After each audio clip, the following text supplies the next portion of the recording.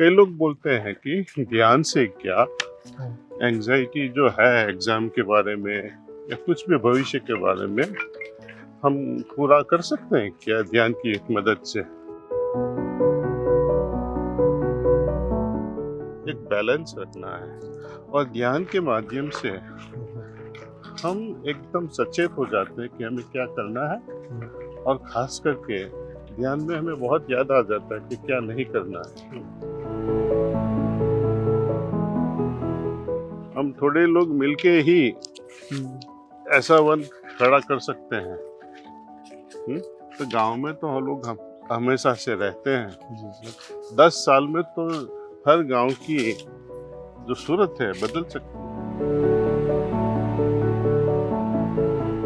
तो यदि हम ये जो अलग अलग क्वालिटीज है सभी संस्थाओं की, सभी धर्म की, एक करके सब में से जो बेस्ट है पकड़े,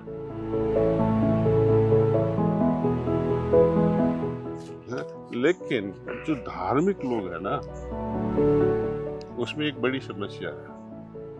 वो बोलते हैं मैं उनसे अच्छा हूँ, वो उनसे अच्छा है, ये सब कंपटीशन रहती है।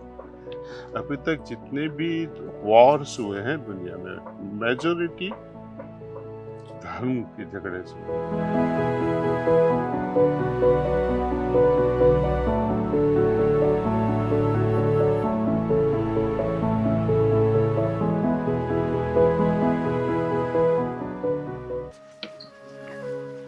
हेल्थ के प्रति भी थोड़ा सा ध्यान देना चाहिए। और आजकल थोड़ा मेंटल हेल्थ ने लेके भी ज़्यादा कॉन्शियस होने लगे लोग, क्योंकि इस युग में, भागते हुए युग में, ज़्यादा जो प्रॉब्लम हो रही है वो एंजाइटी, डिप्रेशन, ये बहुत ज़्यादा हो रही है, क्योंकि लोग वर्क और इन चीज़ों में बैलेंस ना कर पाते। तो आप बताओ थोड़ा कुछ इसके बारे में कि क्यों कर इन चीज़ों में बैलेंस करके चल सके। वेल, एंजाइटी है, जो डिप्रेशन है, भय का अंदर से जो फीलिंग होता है, उसका तो खुद समझना चाहिए कि ये क्यों अंदर से होता है। सपोज हमारा एग्जाम है, एंजाइटी क्यों रहेगी? एग्जाम है, कई बच्चों में एंजाइटी रहती है, कई बच्चों में नहीं रहती है। किसकी एंजाइटी ज्यादा होती है? कि जिसने खुद तैयारी ही नहीं की। कई बार ये उल्टा भी हो जाता है। हाँ, कि बेकार जी से या केयरलेसनेस से भी एंजाइटी खत्म हो जाती है, लेकिन वो तो हमें नहीं चाहिए। जी, है ना? तो कई लोग बोलते हैं कि ध्यान से क्या एंजाइटी जो है एग्जाम के बारे में या कुछ भी भविष्य के बारे में हम पूरा कर सकते हैं क्या ध्यान की मदद से, उसको खत्म कर सकते हैं? तो उन्होंने बोला खत्म तो कर सकते हैं, लेकिन बच्चा जो है उसका आप टेंशन क्यों छोड़ना चाहते हो? उसको टेंशन में रहने दो।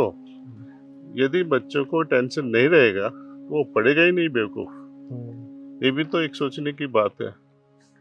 शांत हो जाए तो ग्रो नहीं कर पाओगे। हाँ, तो जिसको बोलते हैं स्ट्रेस होना है, लेकिन इतना नहीं कि आप की हालत आपके कंट्रोल के बाहर चली जाए, और इतनी बेकारजी भी नहीं होनी चाहिए कि आप कुछ भी करना छोड़ दे। एक बैलेंस रखना है और ध्यान के माध्यम से हम एकदम सचेत हो जाते हैं कि हमें क्या करना है, और खास करके ध्यान में हमें बहुत याद आ जाता है कि क्या नहीं करना है। जब भी हम ध्यान करते हैं तब पहली चीज मेरे मगज में क्यों आती है, मन में, कि कमलेश तूने ये नहीं किया। जब भी हम ध्यान करते हैं तो पहला ख्याल जो छूट जाता है ना, उसके बारे में आ जाता है, तो मैं उसकी नोट कर लेता हूँ और उसको इमीडिएटली अटेंड करता हूँ कि ये छूट गया, इसको पूरा करो। जो छूट जाता है ना, वो बाद में हमेशा के लिए एक चिंता का विषय बन जाता है। जो काम हमने अधूरा छोड़ा वो पूरा जिंदगी याद रहेगा, है ना? कई लोग बड़े हो जाते हैं, even in 60 years of age, even in 80 साल की उम्र में भी उन लोगों को ऐसे विचार आते हैं कि मैं एग्जाम में जा रहा हूँ और पेंसिल भूल गया, और ट्रेन पे पकड़नी है और ट्रेन छूट गई।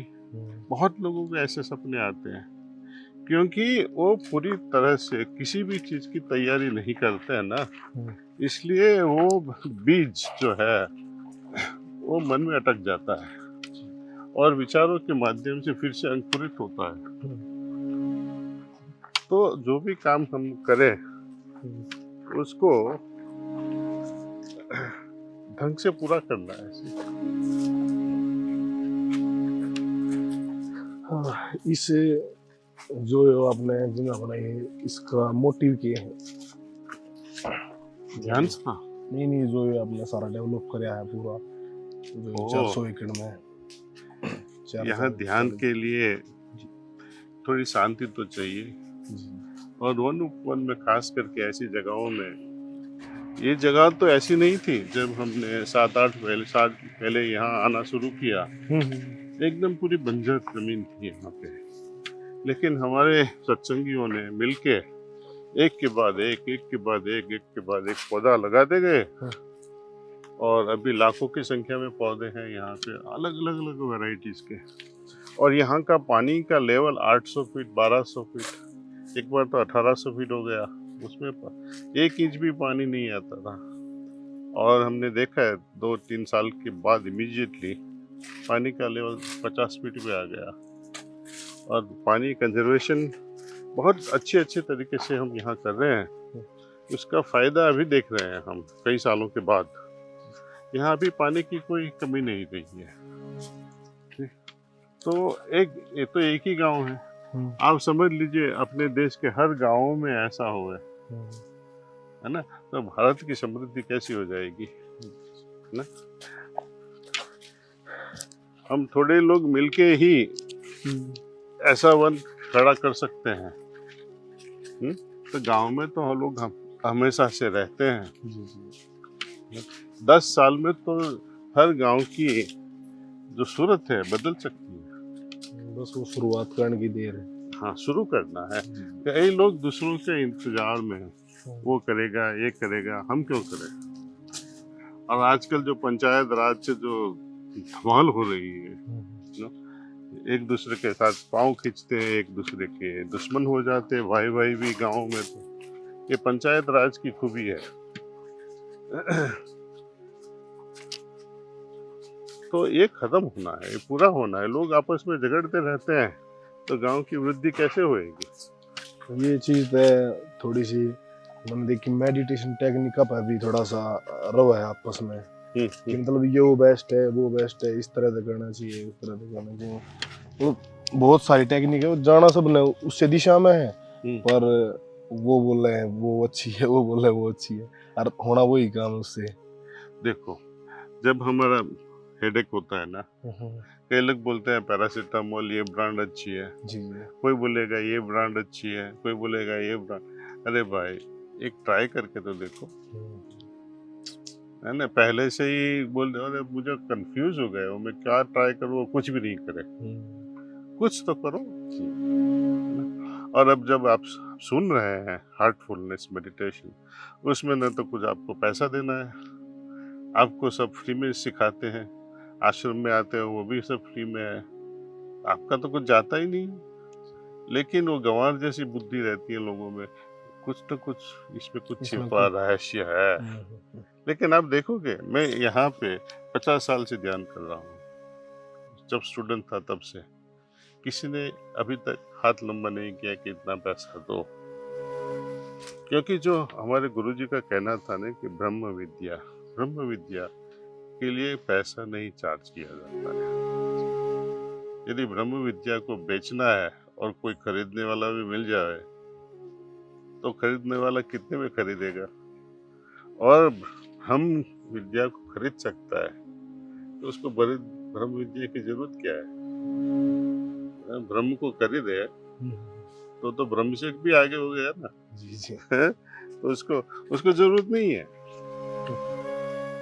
तो यहाँ पे कोशिश रही है, अभी जो 14 से आज से शुरू हो रहा है प्रोग्राम यहाँ कान्हा शांतिवनम में, first time in the history where इतने लोग अलग अलग धर्म संप्रदाय के, आध्यात्मिकता के लोग, फिलोसॉफिकल संस्थाएं, साइंस एंड स्पिरिचुअलिटी का जो कॉम्बिनेशन वाले लोग हैं, वो भी अभी आए हैं। करीबन 500 के करीबन ऑर्गेनाइजेशन इकट्ठे हुए हैं जो एक्सचेंज करेंगे आइडियाज कि रिलीजन अभी तक सबको डिवाइड करता आया है। मैं वो हूँ, तुम वो हो, ये वो है, सब अलग अलग है। अभी यहाँ जो काम होएगा, हम जब सिखिज्म देखते हैं, है ना, वहाँ यूनिटी का भाव है, सब एक है, ईश्वर एक है, एक नाम सत्य है। हिंदुइज्म भक्ति के बारे में बोलती है। वाकई में Sikhism is also a branch of Hinduism. भक्ति का बड़ा प्रिंसिपल है। अब जब सूफीज्म देखते हैं, वो भी भक्ति बोलता है। इस्लाम बोलते हैं, वो उनकी हाईएस्ट क्वालिटी है ब्रदरहुड, है ना। क्रिश्चियनिटी में क्या है? प्रेम, करुणा। Buddhism self effort, self reliance. Jainism में पेनेंस, सैक्रिफाइस, प्योरिटी।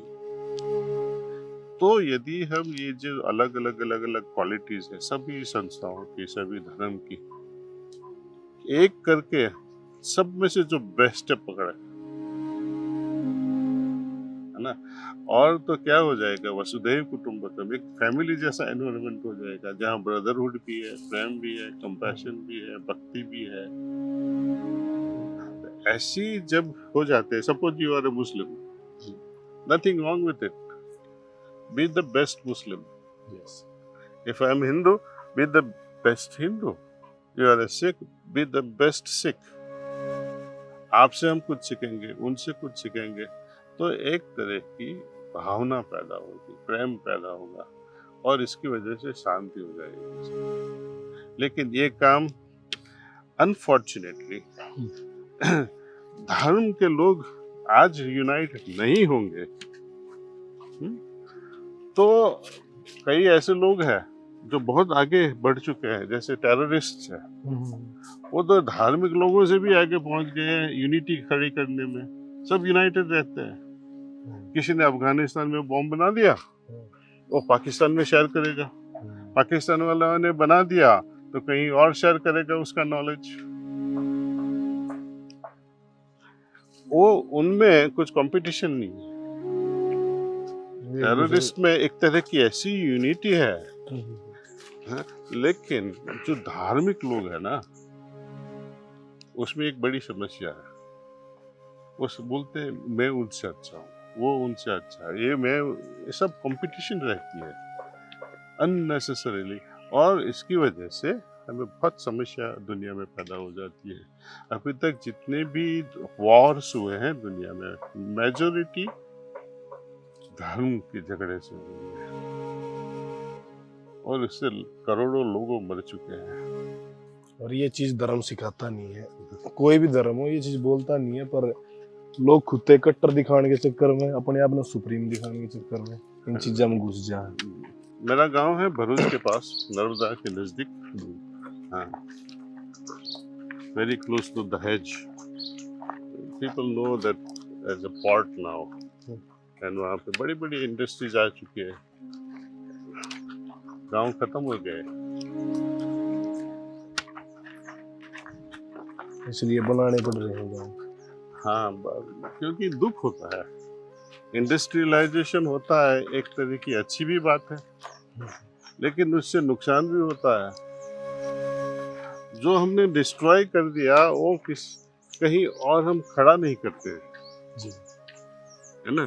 जैसे डेनमार्क है, नेदरलैंड में, सपोज आपने एक पेड़ काट दिया तो वो 10 लगाएंगे। हमने एक गांव खत्म किया तो हम 10 गांव क्यों नहीं बनाते? एटलीस्ट एक तो बनाना चाहिए। रिप्लेस तो करना चाहिए। That is the responsibility of the government. जमीन तो आप खरीद सकते हो, इंडस्ट्रीज भी बना सकते हो, लेकिन जो कई जमाने से चलता आया है रीत रिवाज, गांव का जो माहौल रहता है, जैसा भी हो, वो खत्म हो जाता है ना, तो देश की आत्मा चली जाती है। अपने देश की आत्मा है गांव। जैसे मेरा जो उद्देश्य है मेरे जीवन का जो है वो ये है कि अपने जो पारंपरिक जो वर्कआउट शैली थी उन्हें प्रमोट करना, और हेल्थी लाइफस्टाइल के ना अध्यात्म और फिटनेस ने जोड़ कर रखना, ये दोनों चीज़ अगर साथ में रहोगी तो मेरे हिसाब तो आदमी मेंटली और फिजिकली दोनों ज़्यादा फिट रहेगा। आपका बात सही है। मैं भी यही बात शेयर करता हूँ कि देखो, आसन प्राणायाम जो है, हम एक्सरसाइज करते हैं, जिम जाते हैं, बैलेंस डाइट लेते हैं, सात्विक डाइट, रेगुलर जीवन जीते हैं, रेगुलरिटी से, डिसिप्लिन से, ये हमारे शरीर के लिए है। हम पढ़ाई करते हैं, बुजुर्गों से कुछ नया सीखते हैं, इंटरनेट से भी कुछ सीख लेते हैं, मूवीज में से भी सीख लेते हैं, तो हमारे मस्तिष्क के डेवलपमेंट के लिए है, राइट। इमोशनल फुलफिलमेंट हमारी फैमिली की वजह से हो जाता है। लेकिन जब हम कहते हैं कि हमारी आत्मा की पुष्टि कैसे होएगी, शरीर का तो पोषण हो गया, खाना खा लिया ढंग से, पढ़ लिया, एक दूसरे से सीख लिया, लेकिन आत्मा को खाना कौन देगा? वो ध्यान की प्रक्रिया से, और गुरु ऑफ कैलिबर के जो प्राण को भी प्राणित करे, प्राणस्य प्राणः, जो प्राण को भी प्राण देवे, है ना। जैसे अपना योग शास्त्र में कहते हैं ये अन्नमया कोशा है, स्थूल शरीर है, अन्नमय कोश से बना हुआ है, वैसे ही प्राणमयी शरीर है जो शक्ति देता है। उसके पीछे एक और शरीर है, मनोमयी, उसके पीछे भी एक दूसरा शरीर है, विज्ञानमयी, और उसके पीछे है आनंदमय कोशा। तो आनंदमय कोशा को आप कैसे नरिश करोगे, उसको खाना कैसे पहुंचाओगे, ना?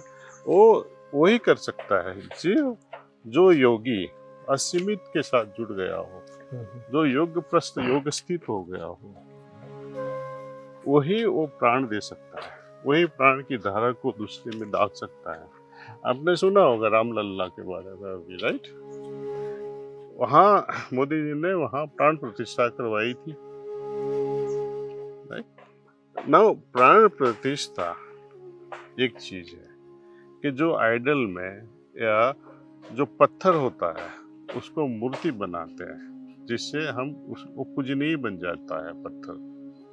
आमतौर से पत्थर तो पत्थर ही रहता है, लेकिन जब उसमें प्राण प्रतिष्ठा करते हैं तब वो पूजनीय बन जाता है। उसी तरह शक्ति पाठ, जो किसी को हाथ पकड़ते हैं ऐसे, हाथ छूते हैं ऐसे, है ना, किसी को यहाँ करते हैं, वो शक्ति का ट्रांसफर करते हैं। जो यहाँ हार्टफुलनेस में प्राणाहुति जो देते हैं वो संकल्प शक्ति से देते हैं। ये 3 तरह के एग्जाम्पल हैं, जो आंख से देते हैं, जो शब्द से देते हैं, टच से देते हैं, या मन से देते हैं। और ऐसे देते हैं कि जो लेने वाला है उसको भी पता नहीं चलता है कि कहाँ से आ रहा है, चुपके से देना है, नहीं तो अहंकार हो जाता है, मैंने किया, वही भी तो बड़ा घमंड हो जाता है। तो और अपने देश में ऋषि मुनि हुआ करते थे जिनमें इतनी कैपेसिटी थी कि वो प्राण प्रतिष्ठा कर सकते थे, किसी भी माध्यम के बिना, मंत्रोच्चार की जरूरत नहीं पड़ती। उनको देख लिया, प्राण प्रतिष्ठा कर दी और वो पूजनीय हो जाता है। मूर्ति तो बोलने वाली नहीं है कि मुझे कुछ मिला,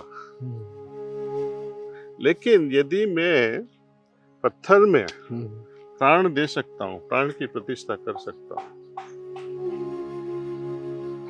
और आप में भी मैं प्राण की धारा फैलवा सकता हूँ। आप तो कहोगे कि कमलेश भाई प्राण की धारा मिली या नहीं मिली, है ना, ये प्रूफ हो जाता है। लेकिन मूर्ति को देने वाला उसका प्रूफ कोई नहीं दे सकेगा, वो तो हम सिर्फ श्रद्धा से ही जाते हैं जी। कितने बड़े बड़े लोग गए, मोदी जी गए, वो गया, वो गए, वहां कुछ होना चाहिए, लोग ऐसे भीड़ में चलते हैं। अंदर क्या हो रहा है, अंदर क्या अनुभूति हुई, अंदर क्या मुझ में ट्रांसफॉर्मेशन आया, वो इसके बारे में कोई सोचता नहीं है। जैसे बोलते हैं ना कि बिल्ली 100 चूहे खा के हज करने गई और वापस आके फिर से चूहा खाने लगती है। हैं? 1000 बार पाप किया और गंगा में डुबकी लगा के आए और बोले कि मेरे पाप सब धोगे। ये कैसे मुमकिन है भाई? गंगा ये शारीरिक पाप थोड़ी होते हैं। जी जी थोड़ा सा नूर है धर्म ने समझने की जगह खाली बस मानने पे विश्वास कर रहे हैं, उसने समझने की कोशिश कर नहीं रहे हैं। मन को मनवा लेते हैं। जैसे कहते हैं ना, राम को सुनते हैं, राम को मानते हैं, राम की कोई फॉलो नहीं करते हैं।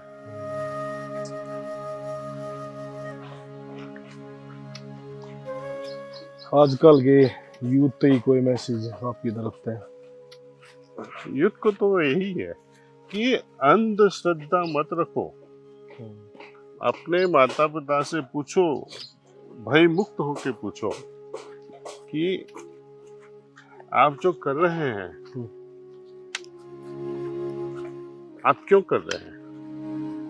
मैंने भी मेरे पिताजी को पूछा, आप तो हर दिन जाते हो, पूजा पाठ करते हो, 4 बजे उठते हो और दिन में 2-3 बार आरती भी करते हो, दिया जलाते हो, क्यों करते हो? ऐसा नहीं है कि मैं नहीं मानता हूँ आप जो करते हैं, मैं जानना चाहता हूँ इसका मकसद क्या है। शायद एक आंसर मिला होगा। तो बोले करता रहता हूँ, माँ बाप ने सिखाया था, परंपरा है, पहले से। परंपरा है।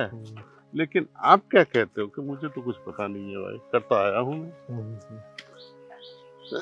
मैंने पूछा आपको कुछ अनुभूति हुआ क्या? आप मुझे एक ऐसा अनुभव बताओ कि आप जब छोटे बच्चे थे, अभी तो आप 62-62 साल की उम्र हो गई, इस 62 इयर्स में आपको ऐसा अनुभव प्राप्त हुआ हो जो मैं आपके पोतों को बता सकूं। तो वो सोचते ही रह गए, सोचते रहे, अरे भाई अभी तक ऐसा अनुभव तो कुछ हुआ नहीं है, लेकिन कोशिश जारी है। 62 इयर्स। तो मैंने बताया, लोग हमने अभी ध्यान करना शुरू किया है। हाँ, मैं देखता हूँ कि तू सुबह शाम ध्यान तो करता है, तो आप अनुभव करना चाहोगे? कि जरूर। तो मेरे नज़दीक में एक प्रशिक्षक थे नज़दीक के शहर में, तो वहाँ ले गया। तो पहले ही सत्संग में ध्यान के दरमियान वो रोने लगे और बोले कि ऐसी अनुभूति कोई किताबों में भी नहीं, कोई ग्रंथ में भी नहीं है। ऐसी झलक हुई, ऐसा लगता है कि मैंने पूरी जिंदगी बिगाड़ दी, यहाँ भटका वहां भटका, अंदर नहीं गया। हम बोलते हैं ना, हमारा सनातन धर्म क्या बोलता है कि ईश्वर अंतर्मयी है, अंतर्यामीन है, उनको अंदर ढूंढो। श्री कृष्ण भगवान भी गीता में बताया है ना, हृदय में पश्यसि। जब अर्जुन पूछता है कि आपको कहाँ कहाँ ढूंढे, तो श्री कृष्ण बताते हैं हृदय में पश्यसि, मुझे आपके हृदय में महसूस करो। लेकिन हम कहाँ ढूंढते हैं? बारी दुनिया में। तो मिलेगा कहाँ? रास्ता ही गलत कर दिया तुमने। कहाँ कहाँ ढूंढोगे? है खुद के अंदर है, ढूंढने लग रहे बारी दुनिया में। जैसे ये है, ये वाइफ इन द हाउस, और मॉल में ढूंढते हो, है ना? बहुत लोग ऐसे हैं। इस एग्जांपल तो समझाएंगे नहीं तो समझ में आ जाएगी। वैसे ये तो स्टूपिड बात होगी, जब घर में है तो बाहर क्यों ढूंढना बाहर है? क्यों ढूंढना है? पर जब भगवान की बात आओगी तो फिर लोग उस मंदिर में जाना, उड़े जाना। जाओ, लेकिन कुछ ऐसा अनुभूति करके आओ। और यूथ के लिए यही मैसेज है कि जो साइंस में हम प्रयोग करते हैं, एक्सपेरिमेंट करते हैं, वो श्रद्धा से नहीं करते हैं, हम पूरा लॉजिकल माइंड से करते हैं, साइंटिफिक पॉइंट, उससे कुछ हुआ कि नहीं हुआ। और जब हम अंदर की अनुभूति की बात करते हैं, वो तो हमारे हृदय में ही होनी है, तो हमारा हृदय महसूस करता है, हमारे हृदय में ही उसकी एक्सपेरिमेंट चलते हैं, प्रयोग चलते हैं, और हमारा हृदय ही वो प्रयोग के कारण बदलता है। तो ये साइंस है, मैं साइंटिस्ट हूँ, मेरा हृदय एक तरह की लेबोरेटरी हो गई, और मैं ही मेरे प्रयोग का रिजल्ट हूँ। जब साधना करते हैं तो कुछ बदलेगा मेरे में, मैं ही बदला, जिसको मैं देखूंगा, मेरा हृदय ही मेरा आईना है। जब तक मैं अपने को अपने आईने में बदलता हुआ नहीं देखूंगा, तब तक समझना कि तुम एक जगह पे ठहर गए। जैसे हम गाड़ी में चलते हैं, ट्रेन में, सुबह शाम सुबह एक ही स्टॉप पे दिखाई दिया तो उसका मतलब कि आपकी ट्रेन रुक गई एक जगह पे। तो हमारी जो चेतना है, कॉन्शियसनेस है, वो भी बदलनी चाहिए,